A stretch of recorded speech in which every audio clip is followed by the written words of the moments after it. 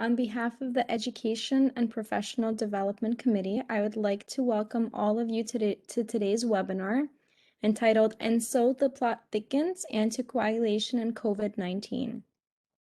We're thrilled to have Kasia Gosek as our guest who will present. Dr. Gosek earned her Doctor of Pharmacy degree from Temple University School of Pharmacy. She completed her PGY1 pharmacy practice residency at Penn Presbyterian Medical Center in Philadelphia, Pennsylvania, and a PGY2 critical care pharmacy residency at New York Presbyterian Hospital in New York City. Following residency, Dr. Gosek obtained a board certification as a critical care pharmacist, as well as an emergency neurological life support certification. She currently practices in medical ICU and spinal cord unit at NYP Allen Hospital and is an active member as SCCM CCP Patient Safety and Communications Committee. Additionally, she is a charge co-lead for the CPP Communications Committee quarterly newsletter. Please join me in welcoming Dr. Gosek. Before we get started, I'd like to share a few quick points. For those that have technical issues during the presentation, please use the attendee chat option to communicate with the office. Every effort will be made to assist in resolution. For those who have questions that you would like to direct to the speaker, please use the option to ask a question. And the CE code for this program will be provided at the end of the program. Dr. Gosek, whenever you're ready, you can get started.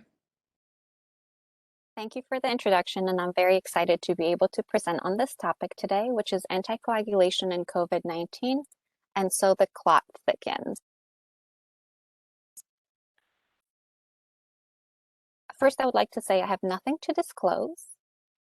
And during this hour, I would like to focus on pharmacists' objectives of defining thrombotic complications seen in patients infected with SARS-CoV-2, define anticoagulation strategies used in these patients, as well as discuss any supporting literature for anticoagulation dosing regimens in patients with COVID-19. For pharmacy technician objectives, I would like to describe thrombotic complications seen in patients infected with COVID-19, list medications used for anticoagulation in patients with COVID-19, as well as describe the difference between prophylactic, intermediate, and full-dose anticoagulation.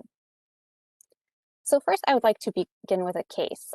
This is a 71-year-old woman with past medical history of hypothyroidism and osteoporosis, presenting with hypoxemic respiratory failure requiring intubation in the setting of COVID-19 pneumonia.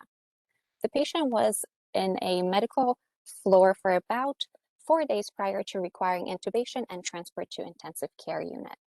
On first day of intensive care unit admission, the chest x-ray showed no interval changes, stable diffuse interstitial and airspace opacities in bilateral lungs. Upper and lower extremity Dopplers were done, and they were both negative for DVTs bilaterally, as well as a TTE was performed, which showed left ventricular ejection fraction of 65 to 70%, as well as right ventricle size and function normal with trace pericardial effusion. In the table below, I do have some lab values noted from 2 days prior to ICU admission and on ICU admission. As you can see, procalcitonin, CRP, ferritin, and ESR were all relatively stable or slightly decreased, while the D-dimer did significantly increase from 1.37 to over 20. So now moving to our first polling question, which is based on the available information, which anticoagulation dosing strategy would you select for this patient? Prophylactic dose anticoagulation, intermediate dose anticoagulation, or therapeutic dose anticoagulation?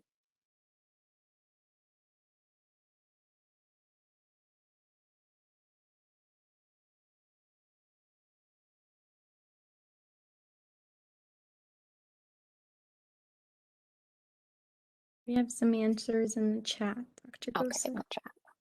Sounds good.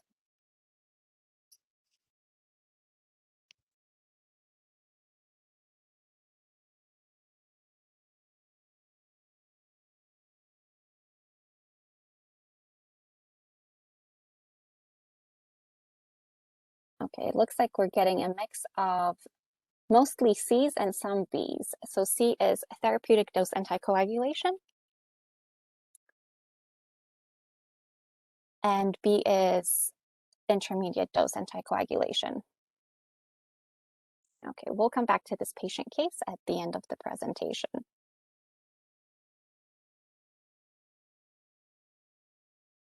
Now, thrombosis in COVID-19 has been a widely discussed topic since the beginning of the pandemic. Occurrence of thrombotic events in COVID-19 is associated with increasing disease severity as well as worsening clinical outcomes. Thrombotic events can occur in up to 1/3 of patients infected with COVID-19, and higher rates are seen in patients admitted to the intensive care unit. Additionally, the VTE rates in COVID-19 are considerably higher than previously reported surgical and non-surgical patients admitted to the ICU, and at least 3 times higher than critically ill patients and non-critically ill patients admitted to the hospital with other viral respiratory infections. Now, onto our second polling question is, which of the following thrombotic complications seen in COVID-19 has the lowest rate of incidence? Is it DVTs, pulmonary embolism, myocardial injury, or stroke?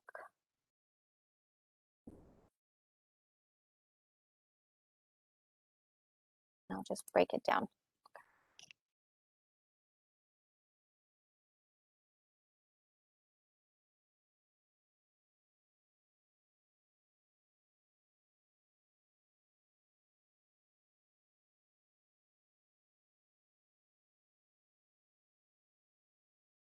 So from the responses I am seeing in the chat, it's a mix of actually answers between A, C, and some D questions or answers.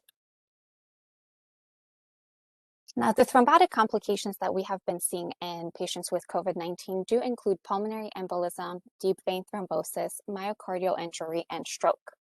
The incidence of pulmonary embolism and deep vein thrombosis has been described as between 10 and 20%. However, there are single center studies that have seen rates as high as 30 to 40%.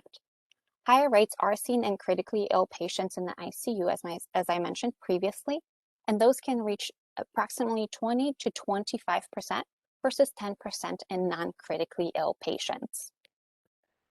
Myocardial injury is the second commonly seen thrombotic complication, with risk factors including older age, male gender, comorbidities such as hypertension, diabetes, heart disease, and CKD. And this can manifest as shock, acute myocarditis, acute heart failure, elevated troponin levels, and arrhythmias. Stroke is actually the thrombotic complications with the lowest incidence of less than 2%. Earlier studies did suggest that mainly younger patients with no pre-existing conditions developed ischemic stroke when contracted COVID-19. However, there are subsequent studies that suggest that patients who are already at risk of developing ischemic stroke, such as those with large vessel atherosclerosis, small vessel disease, cardioembolisms, are the ones that went on to develop ischemic stroke when contracted COVID-19. Additionally, the studies do suggest the mortality of these patients who developed ischemic stroke with COVID-19 is approximately 30%. The underlying pathophysiology or mechanism of COVID-19 associated coagulopathy, or CAC, is a complex multifactorial process. It is an interplay between direct effects of the virus on pneumocytes and the endothelium, local and systemic inflammatory response, as well as interaction with hemostatic system. And this graphic depicts all of these processes interplaying with each other. Now, currently, there is no consensus or definition of COVID-19 associated coagulopathy, also sometimes called COVID-19 associated hemostatic abnormalities. A group of experts did propose a classification of stages, which considers the lungs as the epicenter for hemostatic abnormalities and uses available diagnostic biomarkers to support these stages. Stage 1 includes patients at home or hospitalized in non-ICU wards who are frequently presenting with mild symptoms and do not need respiratory support. At this stage, pulmonary microthrombi are localized at the peripheral microvasculature and may not be detectable by CT scans. For the coagulation markers, the D-dimer may be elevated, but majority of the other markers such as fibrinogen, prothrombin time, and platelet count are relatively normal. In approximately 20% of infective patients, the initial immune response will not be adequate to control this viral replication. This may be due to deviations in the immune system or high initial viral load, or both. These patients will go on to develop more severe symptoms and may require supplemental oxygen.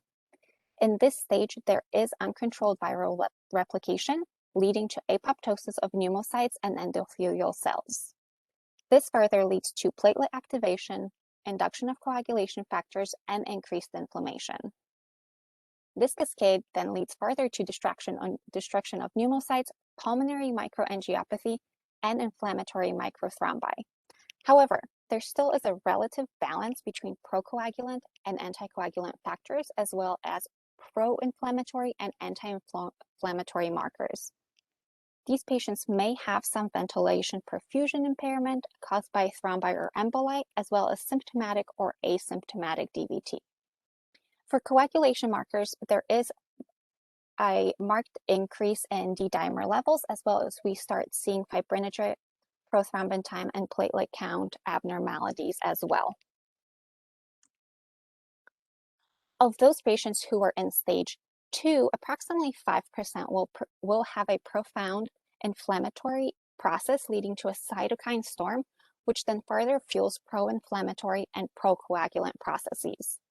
This results in systemic endothelitis and capillary leakage, as well as cellular dysfunction, organ dysfunction, including ARDS, which is what we often see in these patients, as well as overactivation of the coagulation cascade. These patients do require critical organ support, such as mechanical ventilation and some of them ECMO. At this stage, laboratory values include high D-dimers and fibrinogen concentrations, prolonged PT, as well as reduced platelet count. These patients have higher rates of DVTs and PEs compared to the previous 2 stages and may develop extrapulmonary thrombosis involving organs such as intestines, limbs, as well as affecting coronary and cerebral circulation. And the last stage is stage 4, which to date, there is very little known about the resolution of lung abnormalities after patients have been discharged from the hospital. However, most patients who are admitted to the hospital will have some functional limitations in the months following the discharge. Now, the diagnosis of thrombotic complications does not differ much prior to COVID versus during the pandemic. We still look at signs and symptoms.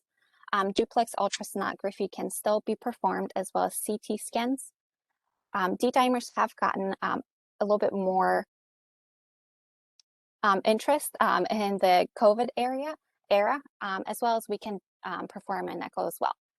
There are some risks or considerations that have to be taken when performing some of these scans or tests. Some patients may not be able to lie down flat for a prolonged period of time, especially on their back, to be able to undergo a CT scan, or they may be able to, or they may not be hemodynamically stable to be able to be transported to CT scan, as well as sometimes we do worry about aerosolation of particles depending on what kind of respiratory support the patient is receiving.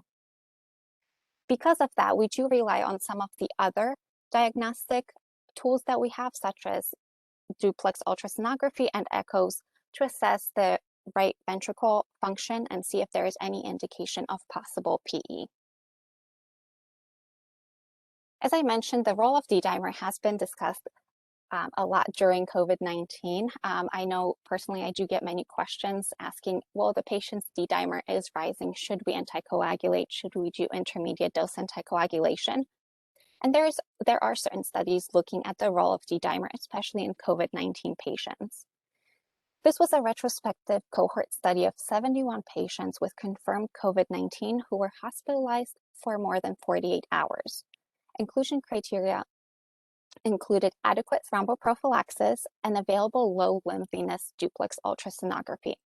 Adequate thromboprophylaxis was defined as implementation within 24 hours of hospital admission of appropriate weight-based enoxaparin, which was also adjusted for renal dysfunction and continued throughout the hospital stay. The incidence of venous thromboembolism in this study was 23% and of PE was 10%, which does match some of the incidences that I did mention earlier in the presentation. The results showed that negative predictive value of baseline D-dimer was 90% for VTE and 98% for PE, meaning that if there is a low baseline D-dimer, there is a great negative predictive value, meaning we most likely do not have a VTE or PE. However, when looking at positive predictive value for VTE, that ranged from 44 to 67%, meaning we cannot with certainty say that elevated D-dimer does mean that there is a VTE or a PE present. There was additionally a larger multi-center retrospective study that also looked at the same indication for D-dimer in patients receiving standard dose prophylactic anticoagulation. Their radiographically confirmed VTE rates were much lower than in the previous study, with 5% for confirmed VTE and overall thrombotic rate complication of 10%. Additionally, the overall and major bleeding rates were 5% and 2%. So the table below does have the D-dimer marker broken down by initial, minimum, and peak levels, as well as the rates of no thrombotic or bleeding complications, as well as thrombotic and bleeding complications, and then p-value based on statistical analysis. So if you look at the fourth column that says p-value no complication versus thrombotic complication, it does have statistical significance, meaning that those baseline D-dimer levels were predictive of having a thrombotic complication. However, if you look at the last column, where it says p-value, no complication versus bleeding complication, and scroll all the way down to the peak D-dimer line, we see that's also statistically significant, meaning that at the high peak D-dimer levels, they were also statistically significant for predicting bleeding complications. So overall, this study showed that elevated D-dimer at presentation was predictive of coagulation-associated complications during hospitalization. However, D-dimer of over 25,000 at presentation based on the lab that they were using was also predictive of bleeding complication during the hospitalization. There was an adjusted analysis performed that limited the bleeding complications to only major bleedings, and at that point, the D-dimer over 25,000 was no longer statistically a significant predictor. However, these two studies overall show that D-dimers alone are not a reliable marker to predict thrombotic complications and may not be the best tool to guide if therapeutic anticoagulation should be started or not. Now, overall, D-dimers are elevated in patients with COVID-19, but there are also some other abnormalities and laboratory features that are also elevated. So this was a retrospective analysis of 183 patients that aimed to describe the coagulation features of patients with confirmed COVID-19. On admission, non-survivors did have significantly higher D-dimer and fibrin degradation products, as well as longer prothrombin time and activated partial thromboplastin time compared to the survivors. Additionally, criteria for diagnosis of disseminated intravascular coagulation was met by approximately 71% of survivors and 0.6% of survivors. Now, this table describes the laboratory features that the study did see when looked and compared to other coagulation abnormality diseases. So they looked at sepsis-induced coagulopathy, disseminated intravascular coagulation, microangiopathy, and then COVID-associated coagulopathy. And I apologize, some of my arrows did get messed up when going through WebEx. But if we look at the fibrinogen and D-dimer, those are significantly more elevated when compared to the other three disease states. So overall, we can see that that distinguishes COVID-19 associated coagulopathy. However, it may not be predictive of whether there is a clot formation or not.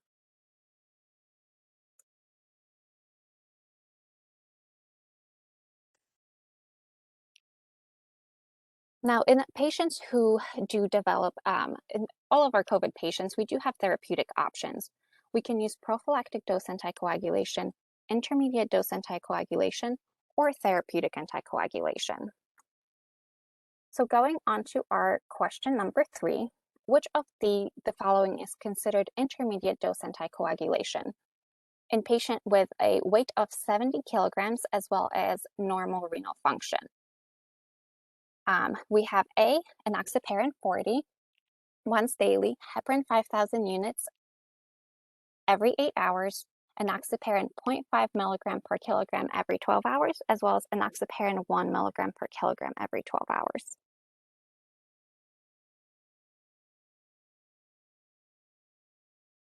And it looks like in the chat, the majority of the answers are answer C.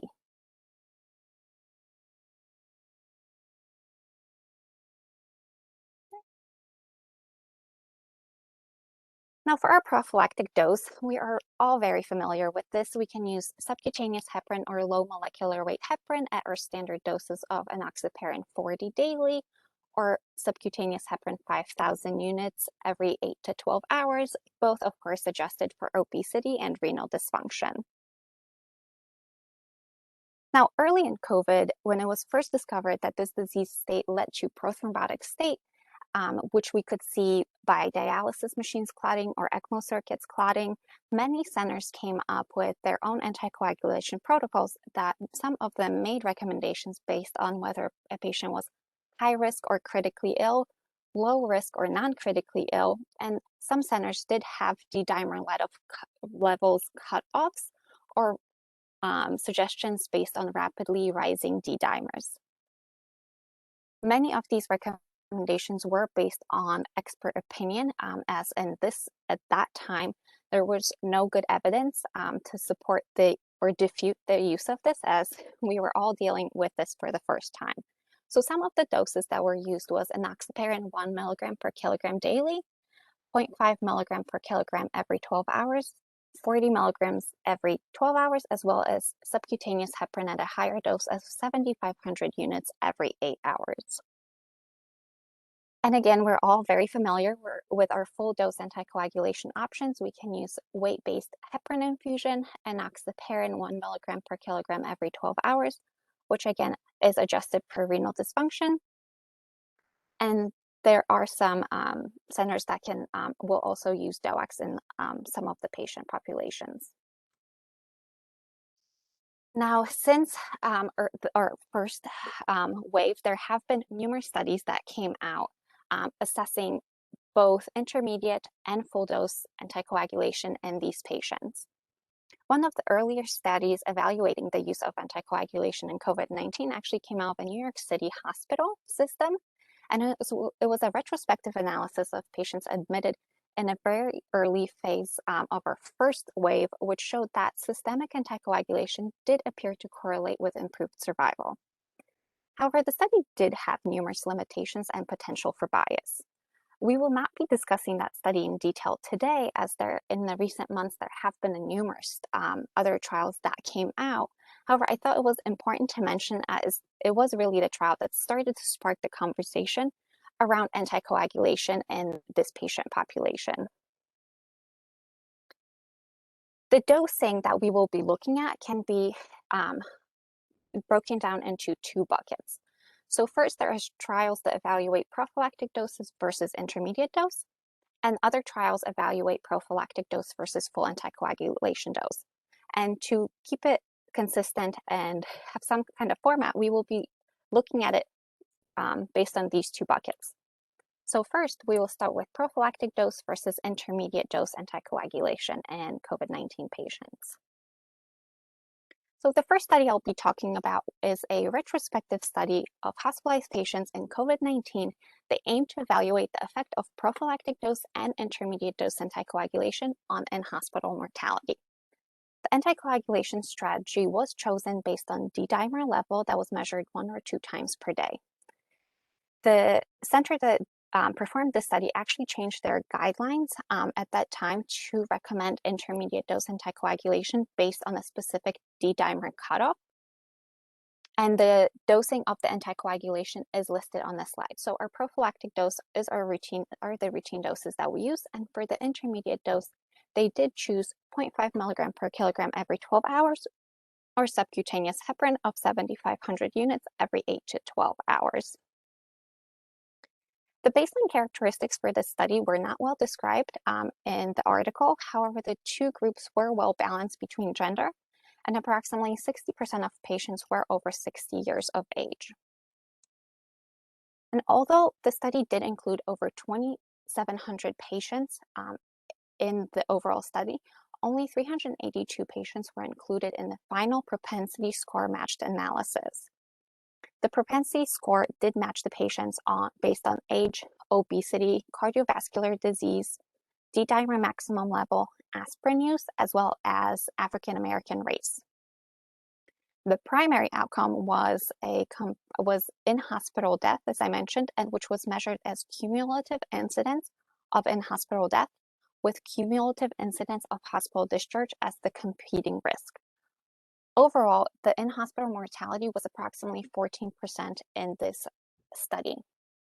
Now, the results showed that intermediate dose anticoagulation was associated with a significantly lower cumulative incidence of in-hospital death, which you can also see in the graph listed below, where the intermediate dose anticoagulation is the red line, and the prophylactic dose anticoagulation is the black line, and this was statistically significant.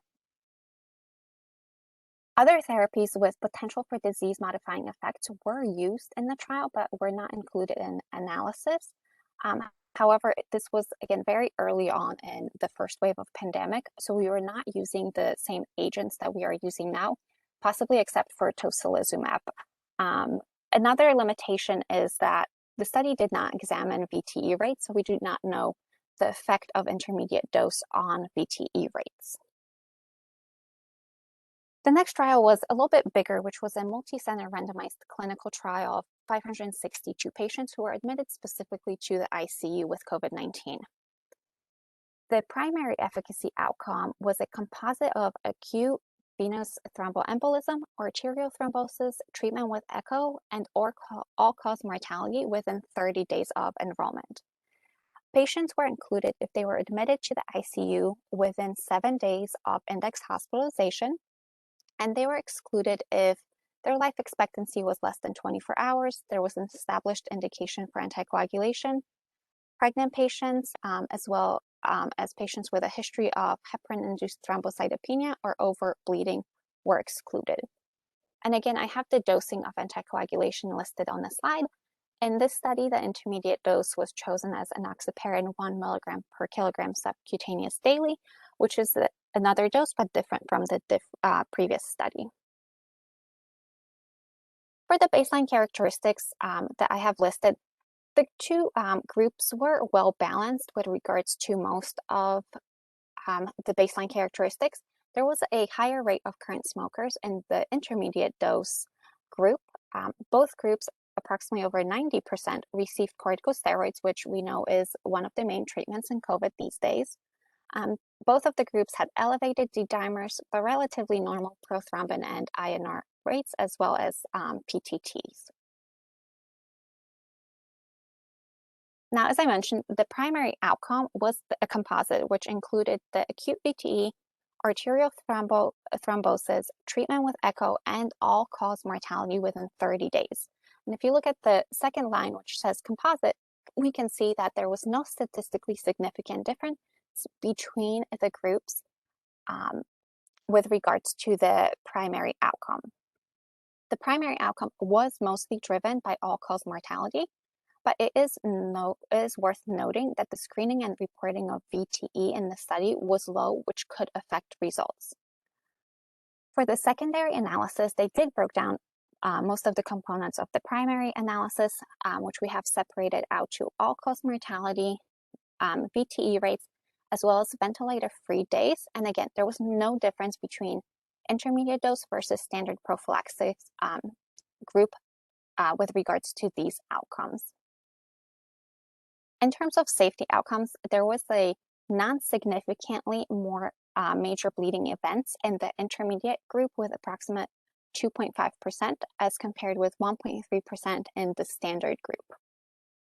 There was additional analysis that was performed in regards to this, and non-inferiority of intermediate group for major bleeding was not demonstrated. Lastly, although not listed on the slide, there were some exploratory outcomes that are worth mentioning. The study did look at ICU length of stay, patients discharged from the ICU, rates of new and hospital renal replacement therapy, and none of these were significantly different between intermediate dose and standard prophylaxis dose groups.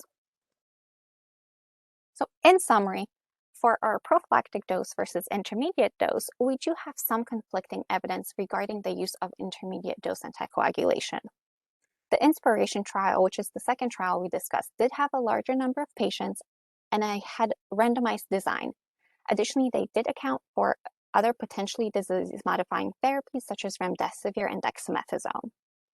The first trial did take place in March of 2020 to June of 2020. Therefore, it is possible that these groups were not well matched in respect to the other therapies and interventions that were used during that time, as it was a very dynamic period of the early first wave. However, overall, current recommendations are to use prophylactic dose anticoagulation versus over intermediate dose anticoagulation. And now we will move on to prophylactic dose versus full anticoagulation.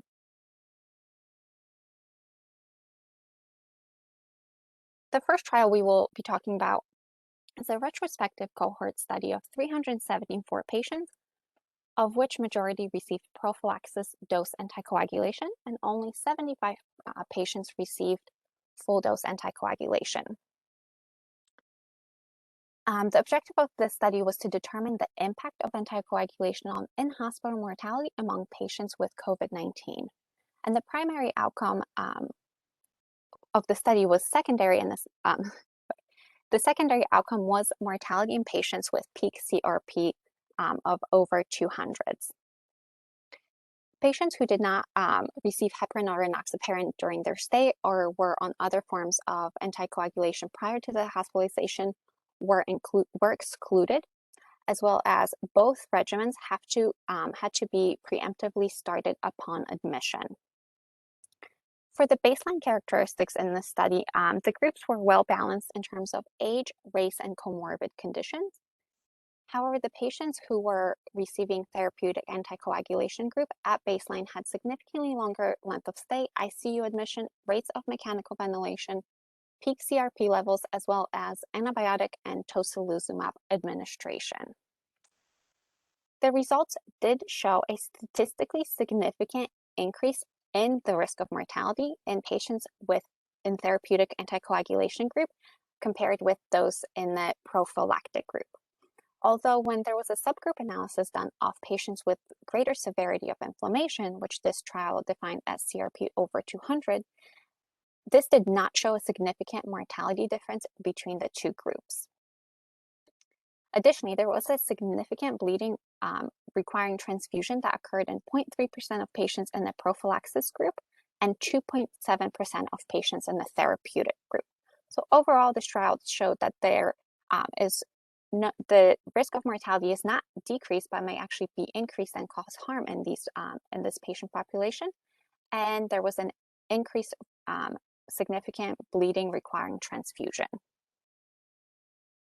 Now, the next trial was, again, a bigger trial, which is a multi-center cohort study of over 3,000 patients that aimed to evaluate the incidence of VTE and major bleeding, as well as observe the effects on survival. Early therapeutic anticoagulation in this trial was defined as receiving therapeutic anticoagulation within 2 days of ICU admission. And those patients who were initiated on therapeutic anticoagulation on day 3 or later were categorized as control group. The authors did this in order to provide greater homogeneity between the patients, limit indication bias and allow for longer follow-up in order to have more data. A target trial emulation was performed in this study to evaluate the effect of early therapeutic anticoagulation.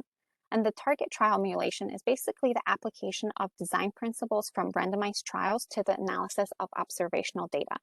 The purpose of doing this is to improve quality of the observational study through the application of trial design principles, even when comparator trial is not yet available or feasible. And many of these studies, especially earlier in the pandemic, we did not have available prior evidence to be able to base some of the design off of. So the results of this study showed that approximately 87% of the people included were actually included in the target trial emulation, with only 12% of patients receiving early therapeutic anticoagulation. Of those patients who were included in the target trial emulation, 6% of patients had radiographically confirmed VTE during the first 14 days of ICU admission. Lastly, 47% of patients treated with early therapeutic anticoagulation died, as compared with 37% of those not treated with early therapeutic anticoagulation, so the rate did differ a bit. The most common indications for early therapeutic anticoagulation in this trial were defined as hypercoagulable state as 52%, other as 41%, with a sprinkle of AFib and MI in lower rates. The authors did not further define what the 40% other indication meant, so that is one of the limitations of the study. They did also look at major bleeding rates, which occurred in 3% of patients overall, of whom 62% died within 28 days. Most common sites of bleeding were gastrointestinal and intracranial. Additionally, 67% of patients with major bleeding event were receiving therapeutic anticoagulation at the time of the event. A hypothesis that was formed by the authors was that therapeutic anticoagulation may have reduced the risk of VTE, but at a cost of increased risk of major bleeding. A limitation was that both major bleeding and VTE events were only evaluated for the first 14 days of ICU admission, and thus likely underestimate their true incidence in this population. However, overall, in summary, we do have these trials that show more consistently that early therapeutic anticoagulation in COVID-19 patients do not improve survival and may potentially cause harm. Now, there are new trials that recently came out actually in the beginning of this month. And the trials are 3 separate trials: REMAP-CAP, ACTIVE-4A, and ATTACK trials that were integrated into one international multi-platform randomized clinical trial, which, at least to my knowledge, is a first design that I've seen for this specific topic. And the aim of doing this was to accelerate evidence generation and maximize external validity of results. And I know these trials are also evaluating other COVID-19 therapies aside from anticoagulation. But for our specific topic, we will be looking at the trial that looked at therapeutic dose anticoagulation, and to see if that improves survival and reduces the duration of organ support compared with usual care pharmacological thromboprophylaxis in both critically ill and non-critically ill patients with COVID-19. Now, the patients that were included were broken down into 4 groups. The first one was severe COVID-19, which was defined as provision of ICU level respiratory or cardiovascular organ support, which included patients on high-flow nasal cannula, non-invasive or invasive mechanical ventilation, ECMO, or patients receiving vasopressors or inotropes. Now, this was the definition that this study used. However, this is not the standard definition, as a lot of the trials do use different definitions of severe COVID. And the reason why this definition was used was because the investigators in ACTIVE-4A trial did not think it was feasible to use ICU location as the inclusion criteria for severe COVID-19 patients. As we all know, we did have a lot of makeshift ICUs in the beginning of the COVID pandemic, making PACUs and ORs into ICUs, and this allowed for a broader population to be included. For the moderate COVID-19, the definition was not receiving those ICU level respiratory or cardiovascular support. And these groups were broken down based on D-dimer levels, high D-dimer, low D-dimer, on or unknown or missing D-dimer. Now, the duration of therapy was up to 14 days or recovery, which was defined as hospital discharge or liberation from supplemental oxygen for at least 24 hours. The primary outcome was organ support-free days, which is a new primary outcome. None of the previous studies looking at intermediate or therapeutic dose anticoagulation looked at this specific outcome. A lot of them did, as you know, assess bleeding rates and mortality. And this was assessed up to day 21 among patients who survived hospital discharge. So the way that the authors described this, it was an ordinal scale combination of in-hospital mortality and organ support-free days. So in-hospital mortality was assigned a -1, and then it went up from there to up to 21, with each day of organ support getting a higher number.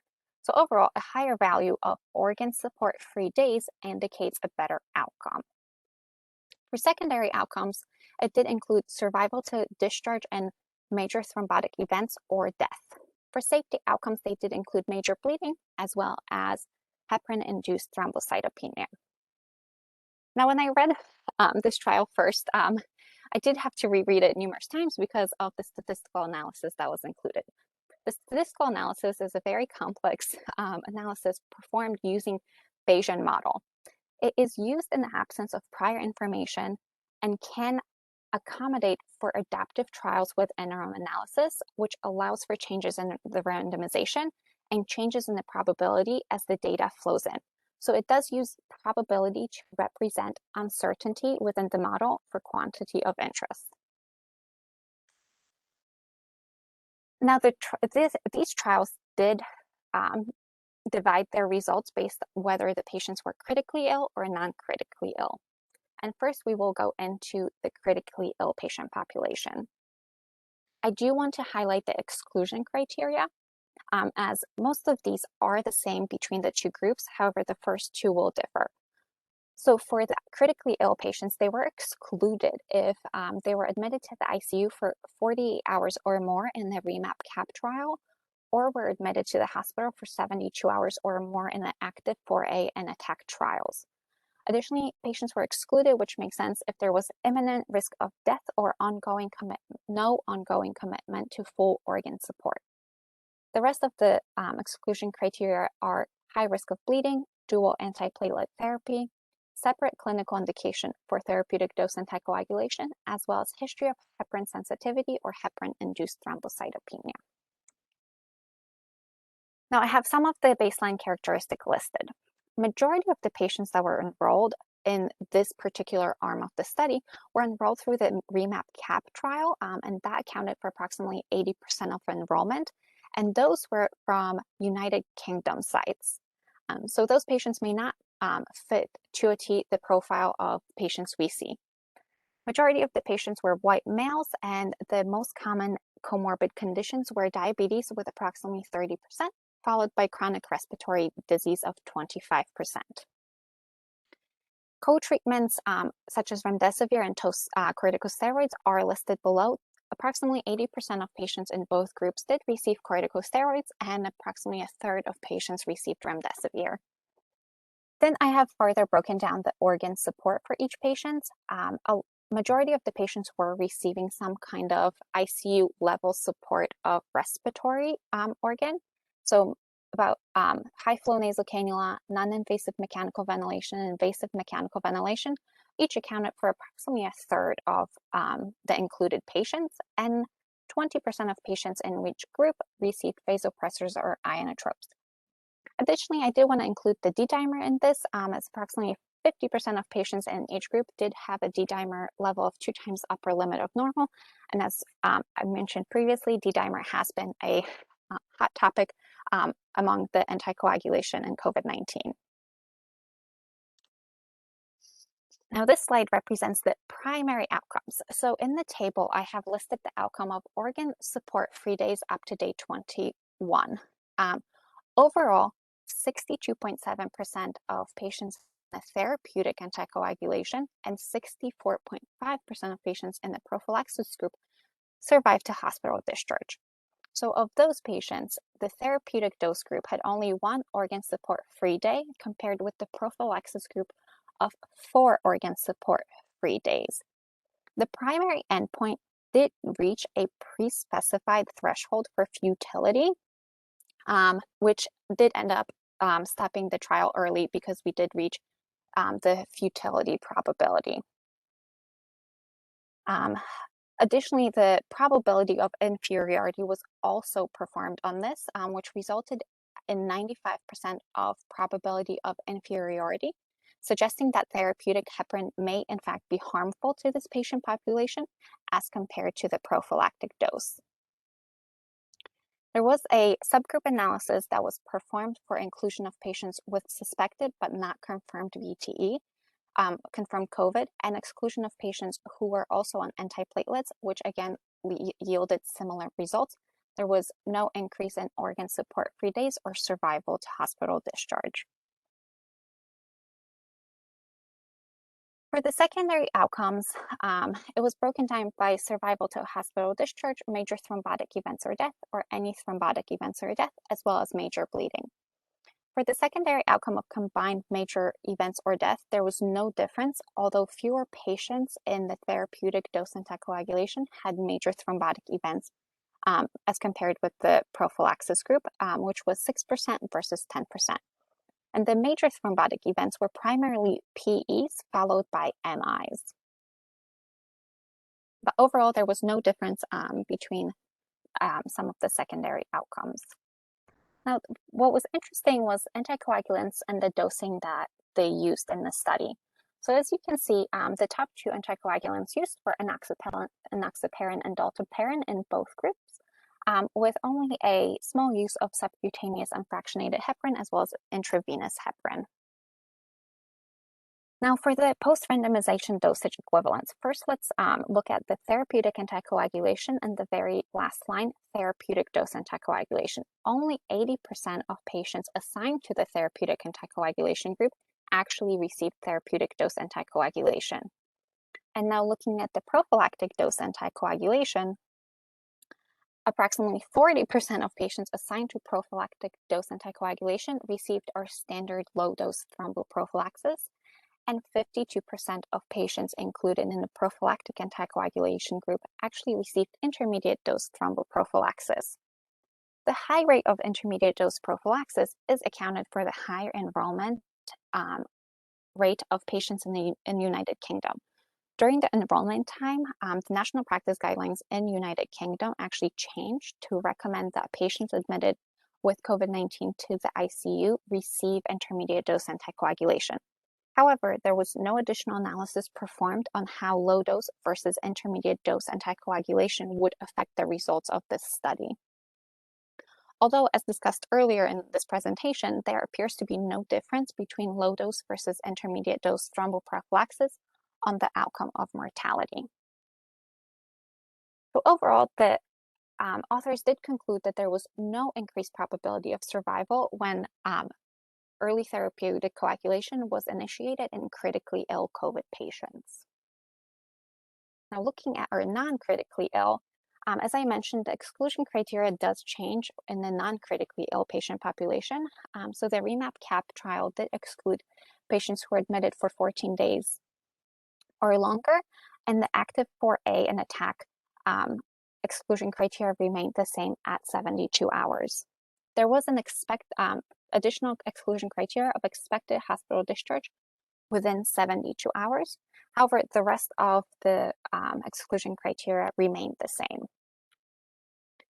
Again, we have the baseline characteristics listed as with the previous arm of the trial. This trial did have more patients enrolled through the active and attack 4 arms, which included approximately 50% enrollment from the United States. So this patient population may look a little bit more similar to the ones we see in the New York State area.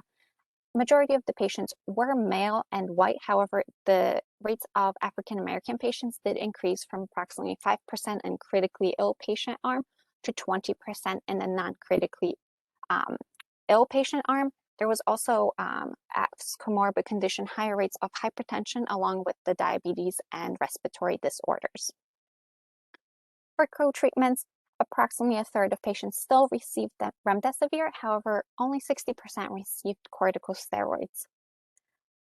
For respiratory support, majority of the patients were on low-flow nasal cannula as face masks, and this makes sense as that was the definition of non-critically ill or severe COVID patients. For our primary outcome, for the overall group, most of the patients in the study were actually on the best end of the ordinal scale outcome, meaning they got a score of 21 or 22 as they never needed organ support. Of the patients that were included, if you look at the overall group, therapeutic anticoagulation, 80% of patients in therapeutic anticoagulation survived to discharge, compared with 76% in the prophylactic group, with leading to a median difference, absolute difference in 4% points, which basically means that patients who receive therapeutic heparin earlier in their hospitalization are 4 times less likely to need ICU level of care. And this did stay consistent throughout based on the D-dimer cohort breakdown of high, low, and unknown. However, this was most prominent in the high D-dimer level cohort. Interestingly, when the treatment effect was evaluated based on patient characteristics, the results showed that there was a 95% probability that the odds ratio associated with therapeutic anticoagulation was higher in men than women. For the secondary outcomes, again, it was broken down by survival until hospital discharge, survival without organ support at 28 days, progression to intubation or death, major thrombotic event or death, and major bleeding. So if you look at the last line of probability of effect, so for all of them, basically it will mean that when looking at survival until hospital discharge, the probability that the therapeutic heparin increased survival until hospital discharge compared with prophylaxis was 87%, again with a median adjusted percentage between the groups of 1.3%. Major thrombotic events that were most notable in this cohort was PE, and again there was a increased rate of major bleedings in the therapeutic dose versus prophylactic group dose. Additionally, the study did find that for every 1,000 patients, 7 patients who receive therapeutic dose, 7 patients will go on to develop a significant bleed.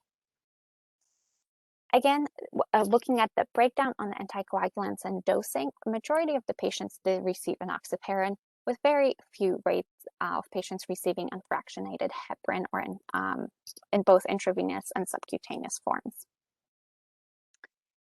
And I have listed again the post-randomization dosage equivalents. Again, in the therapeutic anticoagulation group, only approximately 80% of patients did receive therapeutic dose anticoagulation.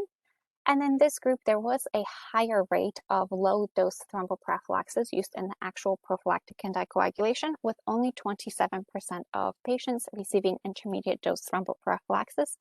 And again, this could be accounted for the fact that more patients in this non-critically ill trial were enrolled from other countries such as United States. So the authors concluded that in non-critically ill patients, early therapeutic anticoagulation does increase probability of survival. However, there are several considerations that we have to look into. One, this was an open label design that introduces risk of bias. There was unclear reasons for protocol non-adherence, especially looking at the fact that majority of patients did receive enoxaparin or adulteparin, with a lot of studies, a lot of protocols not including anti-10A level monitoring for patients of normal weight, not including obese patients or underweight patients. It is unclear why 20% of patients would not receive twice daily enoxaparin dosing. The intermediate dose prophylaxis was used in the standard thromboprophylaxis arm, and the study did not do a separate analysis to account for how that would affect the results of the trial. Additionally, there was absence of protocol-specified screening for thromboembolism, so it is hard to establish if screening for thromboembolisms varied between the sites or was similar between the sites. Additionally, exclusion of patients at increased risk of bleeding could have affected the results. Unfortunately, in clinical practice, we cannot always exclude all the patients at increased risk of bleeding. We have to take the clinical scenario into account. So because those patients were excluded, the risk of bleeding might have been lower than we could see potentially in a real patient population. Additionally, no screening logs were kept, meaning if the patients were excluded, there is no reason that we know of why the patients were excluded, which does limit generalizability of application of this trial. Now, there are several guideline recommendations that did come out looking at this topic, starting with May 2020 and most recent guidelines of March 2021. When looking at both in-hospital and intensive care units, a majority of the guidelines currently do recommend routine dose prophylaxis over intermediate dose prophylaxis or therapeutic anticoagulation. Of note, the most recent trials, the ATTACK, REMAP-CAP, and ACTIVE-4A, were undergoing when the American Society of Hematology most recently published their guidelines. So those trial results are not included in these guideline recommendations. So now going back to our patient case, which is a 71-year-old woman with past medical history of hypothyroidism, osteoporosis. Still the same patient case scenario. Most of the lab values remain the same, and there's an elevated D-dimer. So now, based on the presentation and available information, which anticoagulation strategy would you select for this patient population?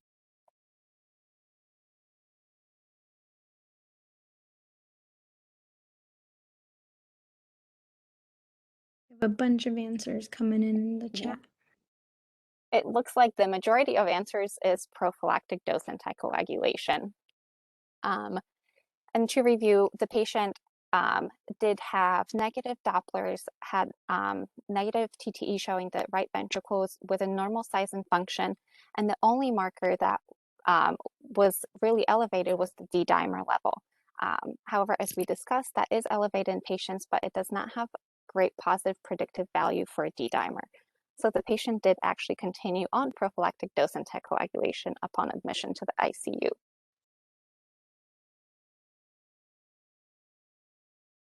Now, in summary, all patients admitted to the hospital with COVID-19 should be initiated on prophylactic dose anticoagulation unless contraindicated. Patients admitted with COVID-19 are at increased risk of developing thrombosis and should be screened if clinically warranted. Patients diagnosed or with high suspicion based on multiple diagnostic tools or markers should be treated with therapeutic anticoagulation. And lastly, additional studies are warranted to evaluate which patient population may benefit most from early therapeutic anticoagulation, as there were signals in that study that men may have higher probability of effect compared with women, so additional information is warranted in that patient population. Thank you for your attention, and at this time I'll take any questions. Thank you very much, Dr. Kasia Gosek, for providing today's webinar. With that, we'll take any questions, so feel free to write them in and we'll read them out. Before we go into that, I do have a question for you, Dr. Gosek. Would you be able to tell us a little bit more on how you've been managing patients that are in that extreme weight category that come in with COVID-19? Just because there, as you've mentioned, there is such limited evidence, and most of the studies, it seemed like the typical BMI was around 30. Yes, most of the patients of the studies included were BMI of 30%. The way that I have been managing the patients is still looking at prophylactic versus therapeutic anticoagulation and dose adjusting based on the currently accepted dosing recommendations. So for BMI over 40, recommending enoxaparin 40 Q12, or if there's renal dysfunction, still going with sub-Q heparin, the 7,500 units every 8 hours. And with full dose anticoagulation, again, recommending based on currently accepted dosing that was studied in obese patient populations. I currently do not, based on the available evidence, do not recommend intermediate dose anticoagulation, which does make it a little bit easier because that is the questionable patient population, as there isn't as much data in the intermediate dose of what doses to use in obese patients. But as far as my current practice, I still follow the currently accepted dosing for obesity. Thank you so much. We actually do have another question. So somebody asked, if a patient is started on therapeutic anticoagulation on the floor and then admitted to the ICU, what would you recommend? Keep therapeutic anticoagulation or go back to prophylactic dose? That's a very good question, and can be very hard based on clinical situation. I've had patients admitted who were started on therapeutic anticoagulation a few hours before. So the current practice is still to do a full workup. We will do Dopplers of lower and upper extremities. We will look at the echo. If possible, we will send the patient to a CT scan to gather evidence to see if there is a clot or not. And based on that, we will make the decision whether to continue prophylactic or therapeutic dose anticoagulation. However, if we will also get information from the previous team, why was the anticoagulation really started? Was it just that the patient was hypoxemic and nothing else, which could be a course of COVID? So we do a lot of investigating, and based on that, if we do not find any evidence of the clot, we have returned to prophylactic dose anticoagulation. But that is very dependent on a patient scenario. Thank you. I believe we have time for one more question. So we have, are there any recommendations to discharge COVID-19 hospitalized patients with anticoagulation? To my knowledge, there currently are not any recommendations. However, I tend to practice in the critical care setting, so I can't say I have extensively looked into the discharge recommendations, but from my knowledge, I have not seen any recommendations to therapeutic anticoagulate patients post-discharge unless there is evidence of clot, at which we would continue with the appropriate duration of anticoagulation. Thank you so much for that presentation and those answers, Dr. Gosek. If anybody else has any more questions, feel free to relay them to the office or to Dr. Gosek, and we'll make sure that they get answered. In terms of the CE code for this program, for pharmacists, it is formation. Again, for pharmacist, it is formation. And for technicians, it is patients with an S. Patients with an S, and it is also going to be listed in the chat. You should all receive an email in approximately 1 week with the links necessary to obtain the CE. If you don't receive an email within 1 week, then you can contact the office at ceprograms@nyschp.org. So I'll just give another minute for everybody to write those CE codes down, and we'll get started with the second half of the program.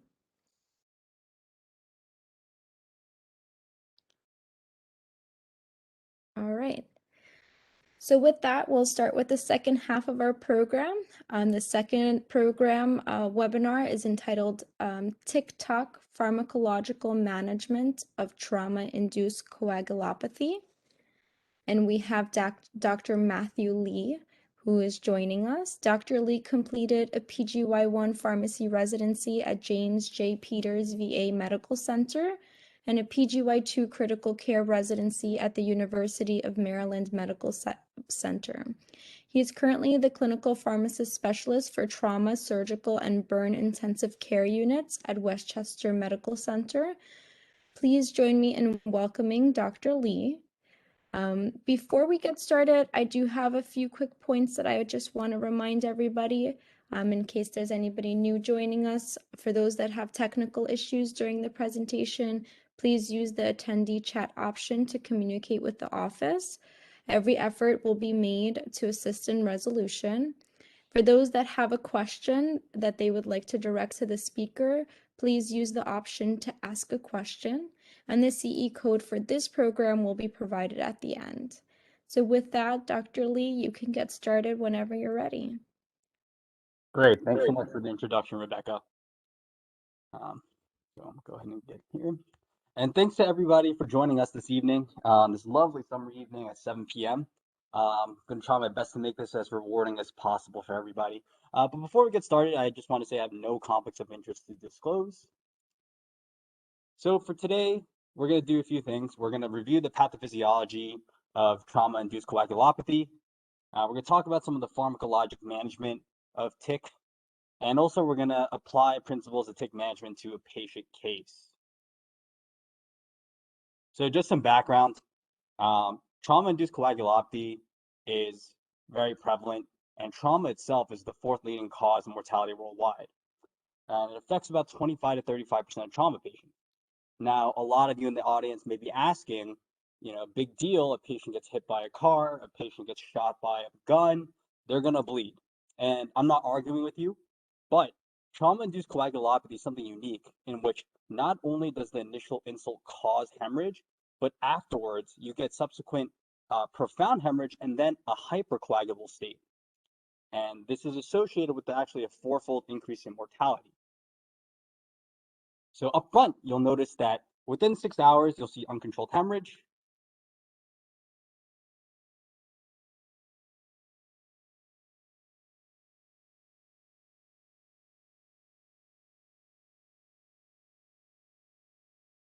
State.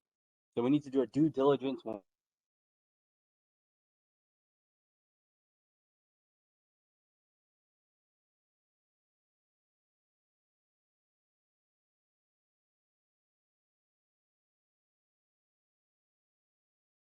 left, there are certain factors that contribute to hypocoagulability, whether it's hyperfibrinolysis, fibrinogen depletion, platelet dysfunction, or decreased thrombin. But anytime, usually from initial insult to the first few days, their patients are going to actually transition to this hypercoagulable state. You're going to see platelet activation, hypofibrinolysis, increased thrombin, and hypofibrinogemia.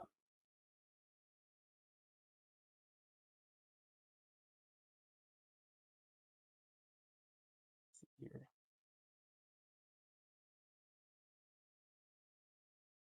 I'm seeing the chat. Sounds cutting in and out. Is that what I'm seeing? Let's see.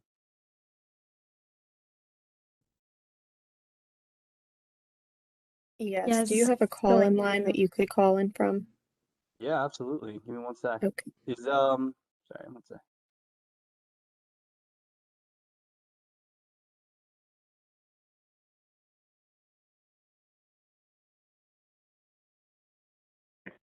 Fantastic. Okay, sorry about that. So I wanted to highlight this study specifically because this really highlighted the true pathophysiology of trauma-induced coagulopathy. So now this is a study actually done out in Denver General Hospital, and it was mostly from gunshot injury wounds. So basically, if you look at it, 89% of patients die from hemorrhage, and that's expected, right? You get shot by a bullet, a penetration injury, you're going to bleed, and you're probably going to die. But of the patients that survived, 49% died after vascular control of hemorrhage. So this was one of the first studies that actually alluded to the possibility that there was another component of pathophysiology happening. And on average, these patients, you'll see that they're acidotic and hypothermic. So again, like those previous slides, there's this continuum from hypocoagulability to hypercoagulability. So I realize this presentation is going to be very heavy on pathophysiology, and I think the majority of us are pharmacists in here, so I'm going to highlight the pertinent things. You'll notice that the real true cause of trauma-induced coagulopathy isn't really elucidated, so there's just a lot of proposed mechanisms, and that's what I just want to highlight for you all today. So first off, hypoperfusion. So without a doubt, if someone is hypoperfused, they're going to have increased oxidative stress. They're going to have increased catecholamine release. And all these things contribute to various things down a cascade that contributes to mortality. Alteplase, or TPA, which is, the drug form of it, is actually released by the endothelium. So patients bleed from that. You have modified fibrinogen polymerization.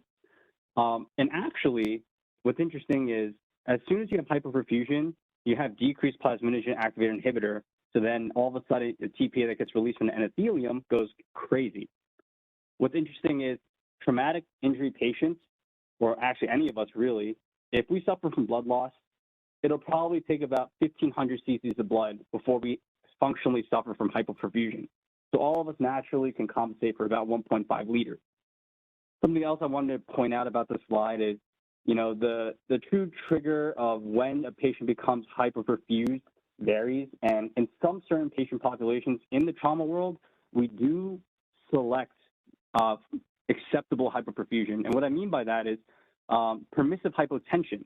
So in penetrating injury patients, let's say it's like a gunshot wound, isolated, once the mean arterial pressure goes down to about 40 to 60, you actually get this functional vessel spasm, and that could actually decrease hemorrhage. And you can actually minimize dilution of coagulopathy that way. But again, that's only for penetrating trauma. So your blunt injury patients definitely want to avoid that. And again, manage the hyperperfusion up front, because you need an increased mean arterial pressure to really perfuse the brain.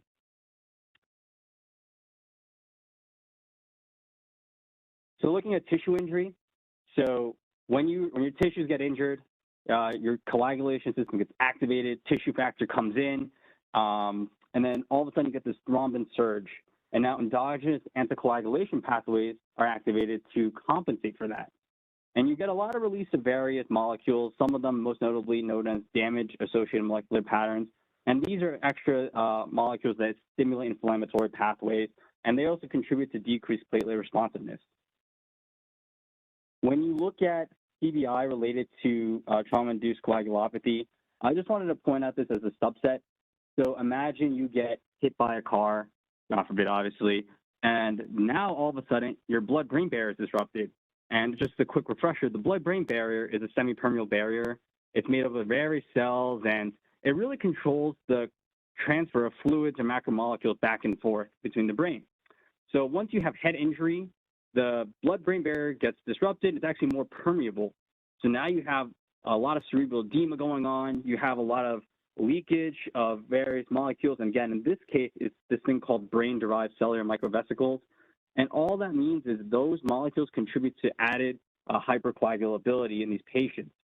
And so you have a lot of cerebral microthrombi, which causes activation of the platelets. And also patients tend to bleed. They're really poorly responsive to adenosine diphosphate and also arachidonic acid.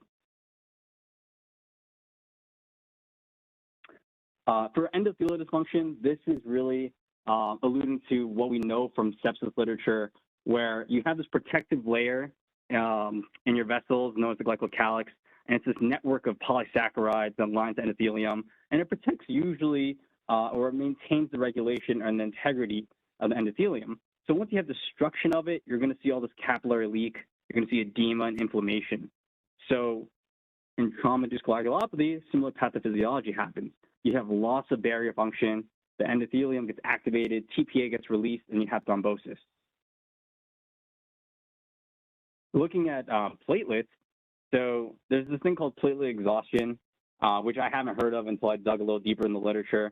But basically, this is like pharmacist burnout. So just as we as pharmacists get burned out, platelets get burned out too. And what happens is these platelets get activated beyond what they're normally able to compensate for.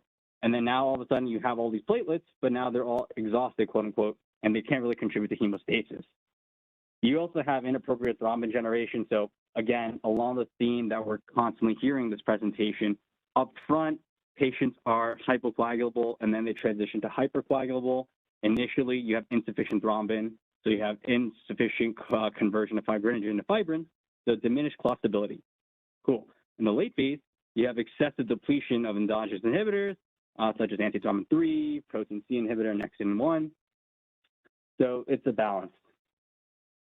Just quickly touching on fibrinogen here. So as we know, fibrinogen is released by the liver, and it's really integral for creating polymerized clots. So up front, again, you have low fibrinogen, whether it's hemodilution, blood loss, consumption.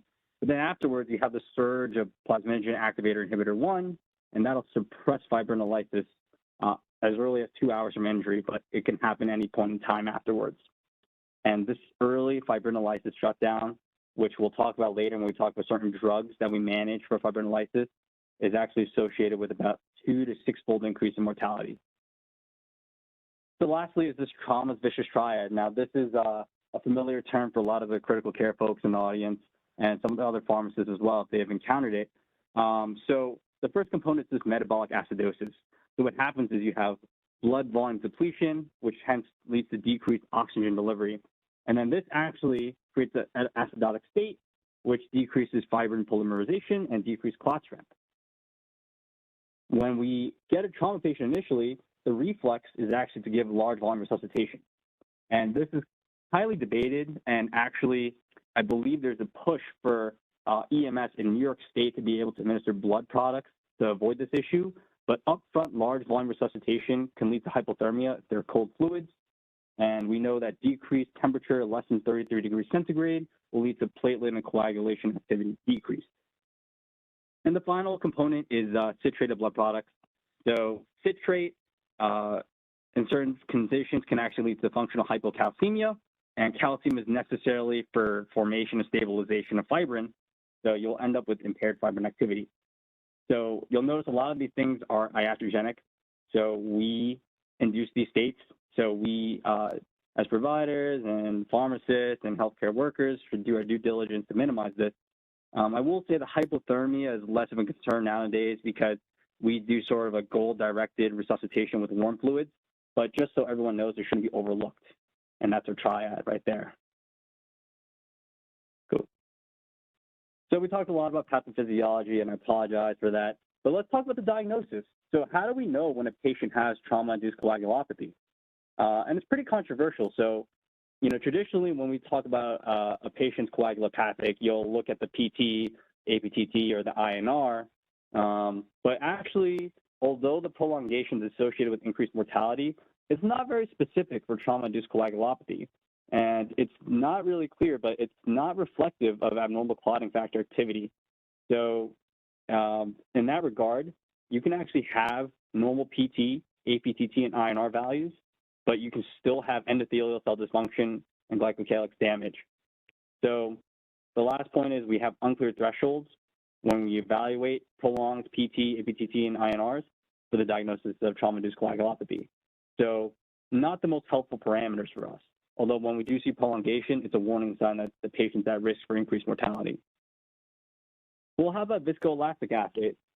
So for the members of the audience who aren't familiar with TEG or ROTEM, which is basically thromboelastography, or rotational thromboelastometry, it's basically where you take a sample of blood, put it in a cup, and there's a pin inside the cup. And that cup rotates at about 45-degree angles back and forth, and as the clot forms onto the pin that's in the cup of blood, it starts to move that pin, and the computer will trace the movement as the clot gets stronger.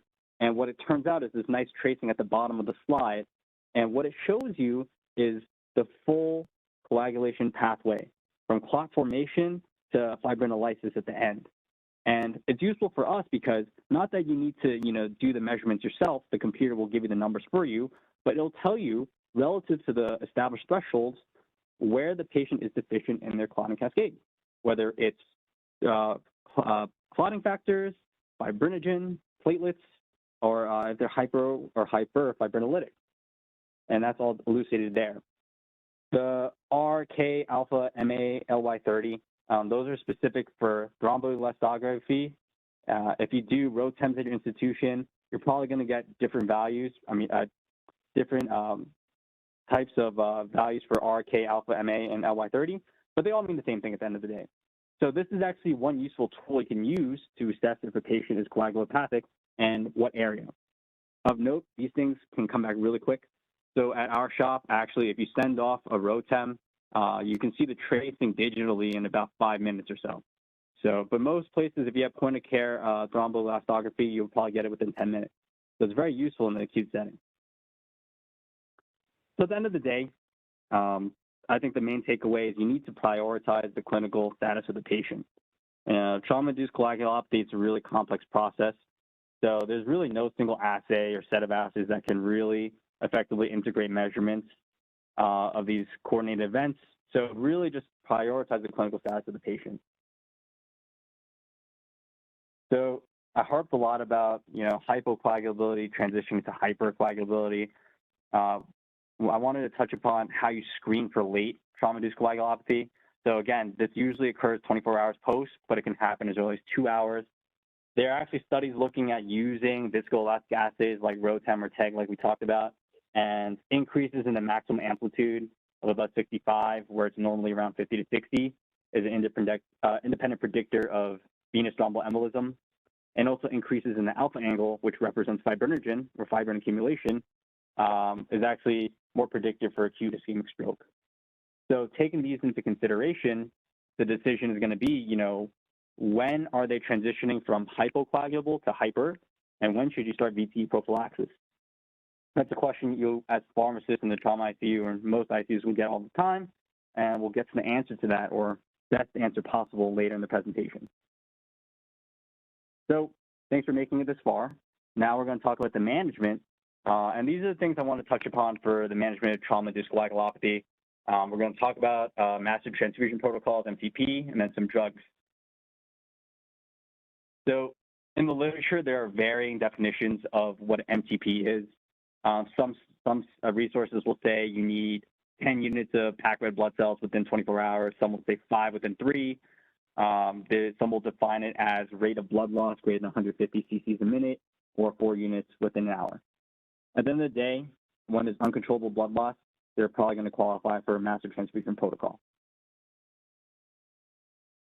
So this is a slide that I found was very useful when you try to visualize what you're giving your patients. So whole blood is actually usually leukoreduced and separated into different components, which we're more familiar with, such as packed red blood cells, frozen plasma, platelets, and cryoprecipitate. You may be asking, how come we just don't give whole blood? And, there really was a shift from giving whole blood transfusions around the 1970s, around the Vietnam War, mostly as an effort for shortages. But actually, this is a way to really tailor your transfusions to what the patient truly needed. So there's a shift now from whole blood to transfusion leukoreduced plasma, platelets, and PRBCs. And it's interesting because you'll notice that when you give transfusions, there's a significant amount of volume associated with them. And you should get a certain effect with each unit of transfusion, which I highlighted in the table below. So for 1 unit of packed red blood cells, hopefully your hemoglobin should go up by 1, or in the hematocrit by 3%. Fresh frozen plasma should replete your coagulation factors. So surrogate for that, you may see the INR come down to a certain degree. Platelets, 1 apheresis unit should give you about 30,000 increase. And then cryoprecipitate, 10 cc's of that should give you rise in fibrinogen of about 10 milligrams per deciliter. And most commonly, we'll just give 10 packs. So that should give us a rise of 100 to about 150. So this is more so FYI, but I found it very helpful. Hope it serves you well as well. So you can't really talk about massive transfusion without talking about the proper trial. And this is very highly cited when they talk about what kind of ratio you should give these blood products in. So now this was a phase 3 study, multi-center, and what they did was they randomized patients to either getting transfusions at a 1-to-1-to-1 ratio, and that means plasma to platelets to PRBCs, versus 1-to-1-to-2. And again, the order I listed in the parentheses there, it's plasma, platelets to PRBC. So what they do is actually in the intervention group, they give platelets first, and then after that, they alternate PRBCs with plasma. Now, this is very important. I'm going to say it again. They gave platelets first, and then they gave RBCs and plasma alternating. Whereas in the control group, they alternated red blood cells and then plasma. Then when it came to the second round, they gave platelets first, then RBCs and then plasma.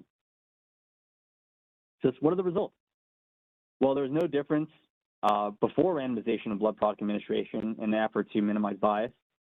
And there was no difference in mortality at 24 hours or 30 days. But there was a high rate of hemostasis in the 1-to-1-to-1 group. And there's no difference in time to hemostasis or pre-specified complications. They did a post-hoc analysis, and they actually found that there was less death by exsanguination in the 1-to-1-to-1 group as well. So the moral of the story here, and my takeaway, and that I'm going to share with you, is early platelets showed some benefit. This slide here just highlights a sample master transfusion protocol. Now, this is from our institution. You'll notice that we have different rounds. So what happens is all these blood products will come up in a nice big cooler, and after a certain point, we'll start giving cryoprecipitate in addition to the packed red cells, plasma, and platelets. I'd be remiss if I didn't mention calcium in the whole process of massive transfusion. So as I mentioned earlier, calcium is actually really critical for the activation of platelets in factor VIII. And citrate in blood products actually binds to endogenous calcium. So your patients may actually become hypocalcemic with this dilutional coagulopathy. So normally, if a healthy liver can actually metabolize the citrates, there's no problem. This is probably why when you are on like internal medicine or most ICUs, when you give a unit of packed red cells, you don't have to stress about the calcium too much. And there's about 3 grams of citrate per unit of packed red cells, and your liver can actually metabolize 3 grams of citrate in 5 minutes. So it sounds pretty good. But in the context of a massive transfusion where you're, running blood products under a pressure bag wide open, you might run into issues of hypocalcemia. So the recommendation is to give 1 gram of IV calcium chloride, or you can give 3 grams of IV calcium gluconate per round of MTP. And per round just basically means every 6 packed red blood cells you can give the calcium. So moving on to some more drug therapy, looking at tranexamic acid. So this is actually a synthetic derivative of the amino acid lysine. And what it does is it inhibits fibrinolysis, and by blocking the interaction between plasminogen with some lysine residues of fibrin. So the proposed benefit is you're going to get this antifibrinolytic effect that mitigates the surge of TPA from the endothelium during trauma-induced coagulopathy.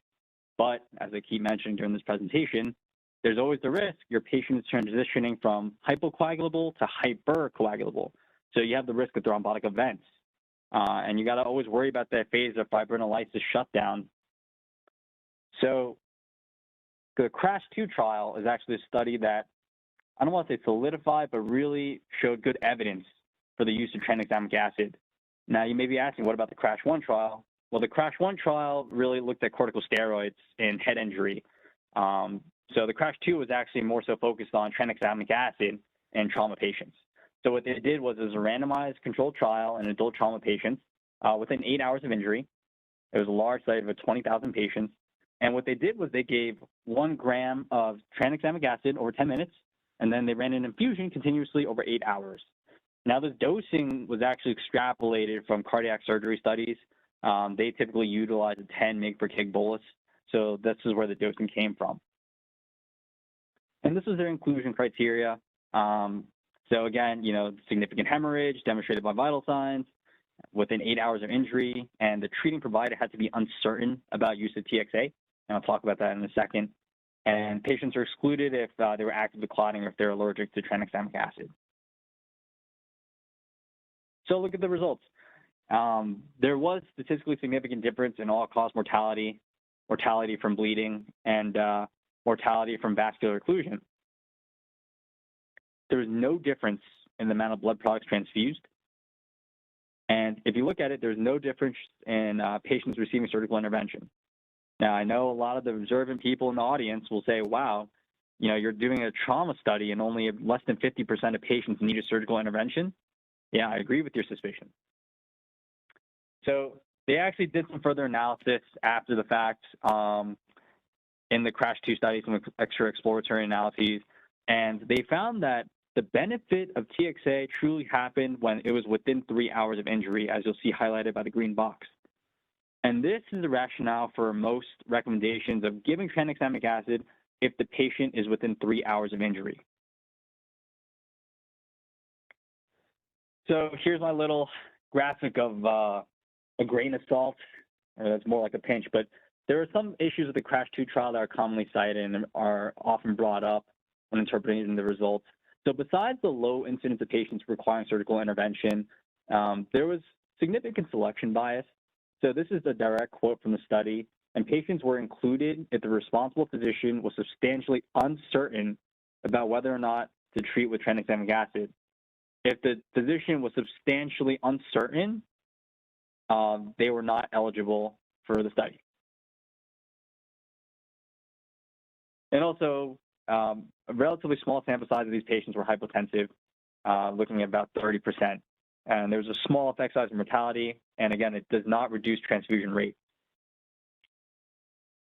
The MATTER study actually was quite interesting, also looking at tranexamic acid. This time, this was for military injuries done in a surgical hospital in Afghanistan. And then being that it was in a surgical hospital in Afghanistan, the majority mechanisms of trauma were mostly gunshot wounds and explosions compared to blunt traumas in the CRASH 2 trial. So they did 1 gram bolus of tranexamic acid with repeats as indicated, but they didn't do the continuous infusion.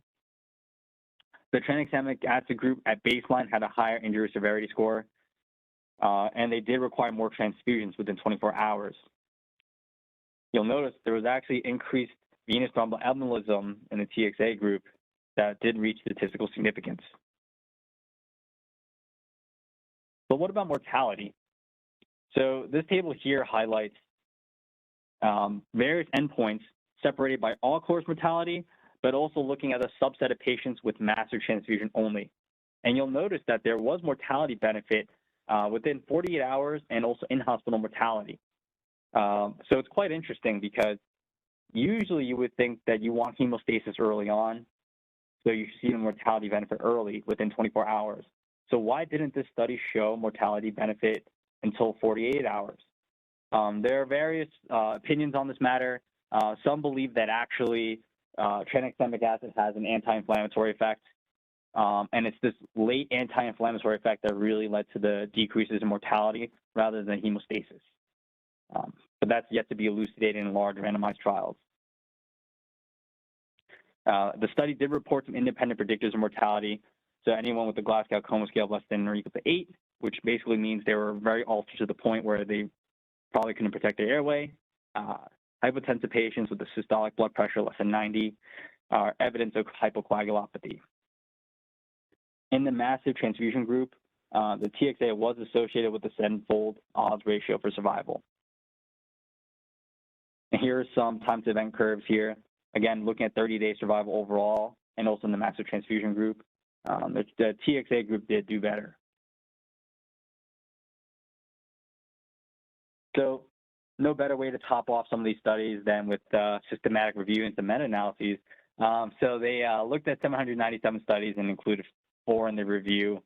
And tranexamic acid was associated with decreased 24-hour mortality if it was given pre-hospital, but there was really no difference in late mortality or in venous thromboembolism, which is contrary to the MATTER study.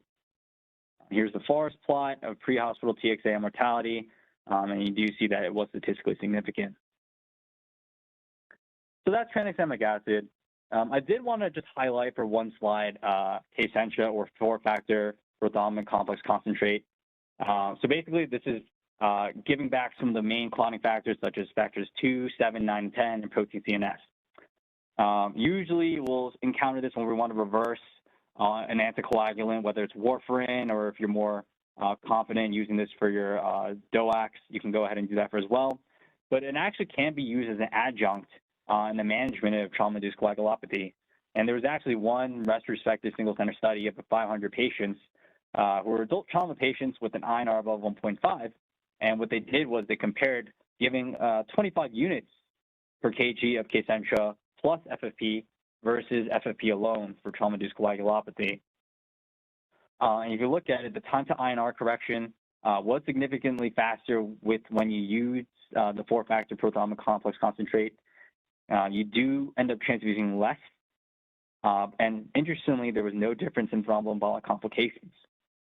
And there was decreased mortality as well. Of note, just an FYI, because we can't get away with giving drugs without accounting for the cost, the supply. It costs about $3.14 a unit. So on average for a 70-kilo patient, depending on the package, it'll cost around $6,000 if you have it for wholesale price. So it is something valid to consider. Looking at Novo 7, so this is a little bit more controversial. Novo 7 or recombinant factor 7, usually reserved for patients with hemophilia or other congenital disorders with factor 7, has been historically associated with reduced red blood cell transfusions in severe blunt or penetrating traumas, but without the mortality benefit. There's always this concern of higher rates of venous and arterial thromboembolic events, and the dosing you'll see is 200 mics per kg once, and then you can repeat 100 mics per kg at hours 1 and 3. And this is a little bit different than the dosing usually recommended for hemophilia, which is typically around 90 mics per kg per dose. So it's a little bit higher. Again, talking about wholesale price, it's about $2.88 per microgram. So for a 70-kilo patient, it's about $80,000 in contrast of $6,000 for the Kcentra. So how do you determine if factor 7, despite the price tag, is not feasible to work or will work? Who knows? So there was actually an in vitro study, and they did a factor assay analysis via spectrophotometry. And what they did was they actually looked at the clotting cascade, various clotting factors, when they reduced the pH from 7.4 to 7. And doing so, reducing that pH actually noticeably reduced activated factor 7 activity, reduced the complex between factor 7A and tissue factor, and also the factor from 5 and 10A. So in a real-life setting in vivo, in a retrospective review of massive transfusion patients that received Novo 7, about 70 patients here, they compared outcomes between patients who were last resort, defined as a pH of less than 7.02 versus all others. And this pH threshold of 7.02 was 100% specific for mortality. So everyone in this subset who had a pH of less than 7.02 died. And the median dose administered was 85.7 mics per kg, so this is more so in line with the dosing used for hemophilia. Majority of patients received 1 dose, but some received 2 and even 3 doses. Moving on to desmopressin. So desmopressin is indicated for various things such as diabetes insipidus, von Willebrand's disease, hemophilia, and uremic bleeding. The doses will vary based on the indication, but for uremic bleeding and also for trauma-induced coagulopathy, we'll recommend the 0.3 to 0.4 mic per kg dose. How it works, it increases the release of von Willebrand factor, factor VIII from storage sites. It's usually synthesized by the endothelium and various other cells. And it has an onset pretty quick, about 30 minutes, and the duration of hemostasis is about 24 hours. But specifically in the setting of trauma, there really isn't any good high-quality evidence that suggests benefit of desmopressin in trauma-induced coagulopathy. It's reasonable if your patient's in renal failure and they have concomitant uremic bleeding, or if they were on antiplatelets and now have trauma-induced coagulopathy and now they're planned for a neurosurgical procedure, is reasonable to consider. Meta-analyses do demonstrate that there is a trend towards decreased transfusion requirements and blood loss during cardiac surgery. But the exact evidence within the trauma population is not elucidated at this time. So the last thing I really wanted to focus on is the timing of Dvt prophylaxis, right? So it's difficult because you have a patient who, in one instance, is suffering from life-threatening hemorrhage, and then the next is at a super high risk for developing a thrombosis or a clot. So where's the sweet spot? So if you don't give Vte prophylaxis, the estimated incidence is about 8.7% within a week. So the American Association for Surgery of Trauma guidelines actually said you want to give the Vte prophylaxis as soon as possible, even after traumatic brain injury. So that's usually within 3 days worth, so 24 to 72 hours. If there is a head bleed, so an isolated subarachnoid hemorrhage, intraventricular hemorrhage, or subdural hematoma, less than 8 millimeters, this is in line with the brain injury guidelines, and they have a stable head CT, you can do it within 24 hours. And in most patients with blunt solid organ injury, you can give prophylaxis within 48 hours. So now, this isn't on the slide, but just an FYI, certain patients don't fall in this criteria. They may have a massive subarachnoid hemorrhage or subdural hematoma greater than 8 millimeters. And then in that situation, the exact timing of Vte prophylaxis is very patient-specific. Generally speaking, it's fine to wait the 72-hour mark, and you always want to see a stable imaging and no expansion of bleeding, because usually by the 3-day mark is when any injury and re-expansion of bleeding will happen within that window. But again, the real threshold for when you really need to kick it into gear is that long week period. And again, also the type of injury that happens. So patients who suffer from long bone injuries tend to be at a higher risk overall. So some studies. This study by Gertz and colleagues was actually back in '96, and this was the study that, in my opinion, established low molecular weight heparin 30 milligrams Q12 dosing. And what they did was they compared 30 milligrams Q12 of low molecular weight heparin versus 5,000 units Q12 of unfractionated heparin for prophylaxis. And there was statistically significant decrease in the incidence of DVT without an increase in major bleed.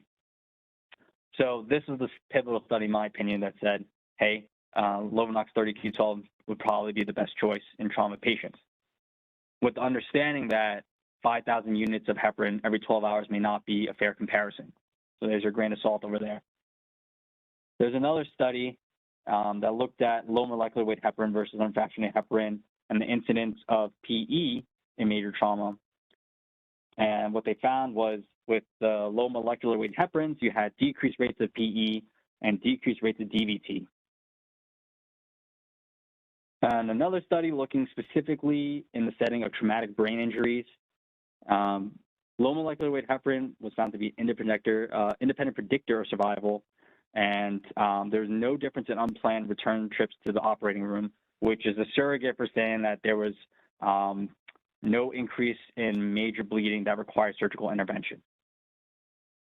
So my recommendation is either unfractionated heparin or low molecular weight heparin may be used for prophylaxis, although with all literature in consideration, low molecular weight heparin may be a better choice. So now I just have a few quick assessment questions that I want to go over with you guys, get the brain working a little bit, and then we'll be done. So you have a patient. Your patient's name is Bob. Bob is a 35-year-old male, no known past medical history, who comes to your trauma unit as a pedestrian struck by a motor vehicle at about 50 miles per hour 15 minutes ago. Bob was intubated in the field and has a Glasgow coma scale of 3T, which is essentially unresponsive, and intubated. Bob was hypotensive, and he was given a 2-liter bolus of normal saline by EMS before arrival. And it listed his injuries there. He has some facial fractures, a traumatic brain injury with head bleed, a pneumothorax, and a pelvic fracture. And there are some vitals there. So which of the following is the most appropriate resuscitative intervention? Would you follow sepsis and give a 30 cc's per kilo plasma-light bolus? Would you transfuse the patient in a 1-to-1-to-1 ratio, giving packed red cells first? Do you want to give 1-to-1-to-2 ratio with packed cells first? Or how about 1-to-1-to-1 with platelets first? And I'm seeing a lot of our audience members saying D for giving transfusion, plasma, platelets, RBCs in a 1-to-1-to-1 ratio. Again, following the proper trial, giving platelets first. So I agree, D would probably be the most appropriate. Cool. So you transfuse the patient. Bob responded to the initial resuscitative measure. The team gets some central line access as well as arterial line in the right radial artery, but he continues to have diffuse bleeding at the insertion sites of those lines. So someone on your team asks you, hey, what about tranexamic acid for Bob, since he's continuing to ooze, even though we gave him massive transfusion? So here are his vitals there. His mean arterial pressure is 63, still a little tachycardic at 105, and hypothermic. So which of the following would best describe the role of tranexamic acid in this case? Would you say that, hey, tranexamic acid isn't indicated because he's out of the window of benefit?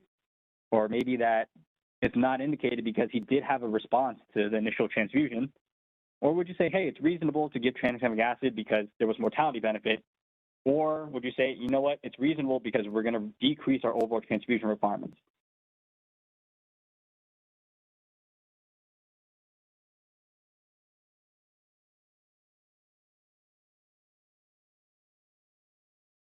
Yeah, so this is a tough one, and you know, I know D sounds very, very tempting, but if you look back at the some of the trials, especially the CRASH-2 trial, I agree with you that tranexamic acid would be reasonable, but it didn't really show statistically significant decrease in transfusion requirements, but did show a benefit in mortality.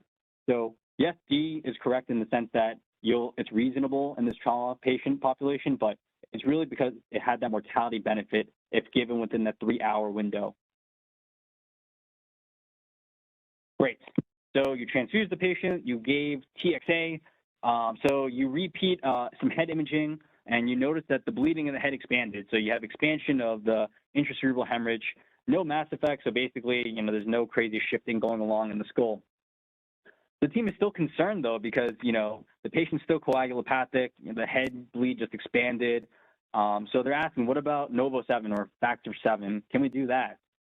Looking now after tranexamic acid, the blood pressure went up a bit, the mean arterial pressure 65. You have some now labs back, hemoglobin 6.8, and fibrinogen is relatively okay at 210, platelets are low, and the patient's acidotic with a pH of 7.02, PCO2 of 30, bicarb of 8, and PO2 of 100. So which of the following best describes the role of factor 7? And when I say factor 7, I mean NOVO7 or activated factor 7. So is it indicated because the head bleed expanded, or is it indicated because you have refractory coagulopathy? It costs a lot of money, but what's the cost of a life? Why not give it? It's not indicated because there's no benefit given the pH, or factor 7 is not indicated because the hemoglobin is about 6.5, and we're happy with 6.5. Yeah. So I'm seeing a lot of C's in the audience chat. So yeah, it's not really indicated, not only because of the cost and, we want to be stewards, but really there's no demonstrated benefit in the traumatic population. And we saw that in one of those in vitro studies, as well as the in vivo study, that especially when a patient has a pH of 7.02, which is quote unquote last resort, you have a lot of decreased activity when it comes to factor 7. So regardless if you give activated factor 7 or not, you're not going to get much benefit. So I would say yes, I agree with you.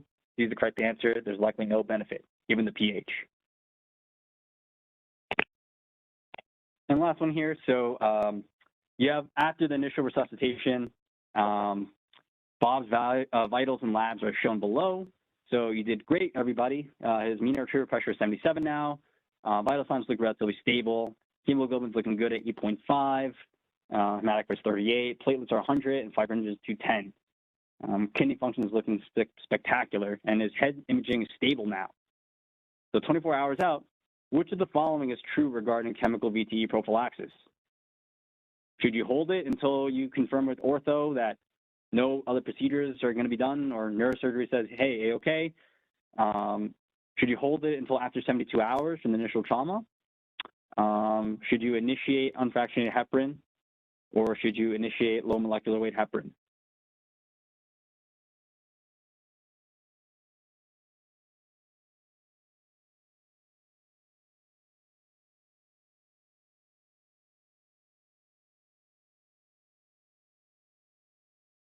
Yeah, absolutely. So just to walk you through some of the rationale here. So we have a stable head imaging now. The patient's clinically improved, and I didn't necessarily describe the volume of the head bleed, but especially if the volume was less than 8 millimeters, it's really safe to start Vte prophylaxis, and it should be done because the incidence of 8.4% is relatively significant and will increase morbidity and mortality in these patients. So I would say yes, in the setting of stable head imaging, it's reasonable to start. And the choice between the unfractionated heparin and the low molecular weight heparin, in the various studies we went over, they did favor low molecular weight heparin. Not to say it's not unreasonable to give heparin. It definitely is worth considering, but if you had to choose the optimal answer that gives the best bang for your buck and to prevent VTE events, I would say yes. D would be the correct answer at 30 milligrams Q12. So in conclusion, trauma-induced coagulopathy is a phenomenon characterized by coagulopathy. Then you get this hypercoagulable state. You diagnose it based on a variety of clinical assays and parameters, but really patient assessment. And the management involves adequate resuscitation with blood products and other adjunctive therapies such as tranexamic acid, desmopressin, and then also timely Vte prophylaxis. And with that, I want to thank everyone for their time, and I'll be happy to answer any questions. Thank you very much for today's webinar, Dr. Lee. As noted, you can write any questions in the chat. I did have one question. Let's say this patient that we went over actually didn't come 15 minutes ago, but his downtime is unknown. Would you still consider TXA since you're not sure how long ago his trauma was? Yeah, that's a great question, and I agree with you. When we know the benefit is truly within 3 hours, and then we also are unclear at where along the pathway of trauma-induced coagulopathy the patient is in, the decision of TXA is really, I would say, dependent on other factors. So if this patient was found down and still had a pulse and was still oozing everywhere, I would say I would still recommend it because you consider risk versus benefit. However, if the patient seems relatively stable but was found down for an unknown period of time and, it looks like is responsive to transfusions, not requiring master transfusion protocol, I would probably withhold, given that, it hasn't really demonstrated benefit once you're out of the 3 hour mark. So when in doubt, if the patient is ill enough, I would consider it with the understanding that it's probably not going to work if you're out of the 3 hour window. Thank you for that. I believe we have another question. What if the CT scan is not done in time? What if the CT scan is not done in time? Now, just to clarify, what do you mean? Like, what part of the management are we talking about? See if we can get some clarification.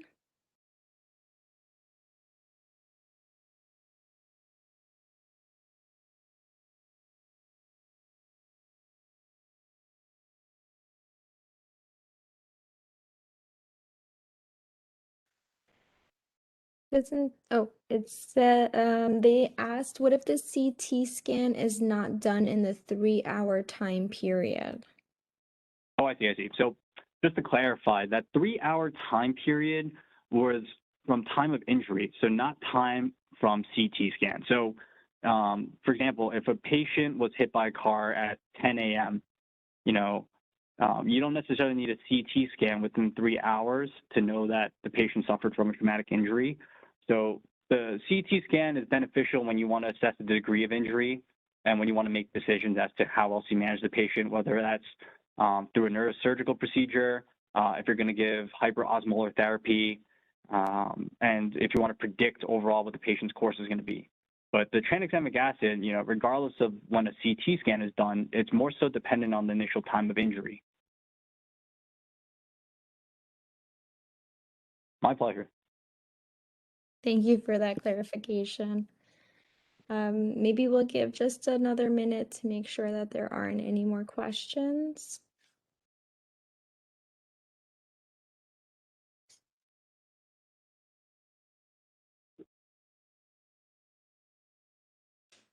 Doesn't seem like there's any more questions. Just a lot of people praising your presentation, Dr. Lee. So thank you so much for that presentation. Thank you, everybody. If anybody does come up with any other questions, feel free to message the office or Dr. Lee. With that, the CE code for this program for pharmacists is review, and for technicians, it's trauma. Once again, for pharmacists, it's review, and for technicians, it's for trauma. It's noted in the chat as well. You should all receive an email with in approximately 1 week with the links necessary to obtain the CE. If you do not receive an email within 1 week, you can contact the office at ceprograms@nyschp.org. Thank you so much, everybody, for joining, and have a great night.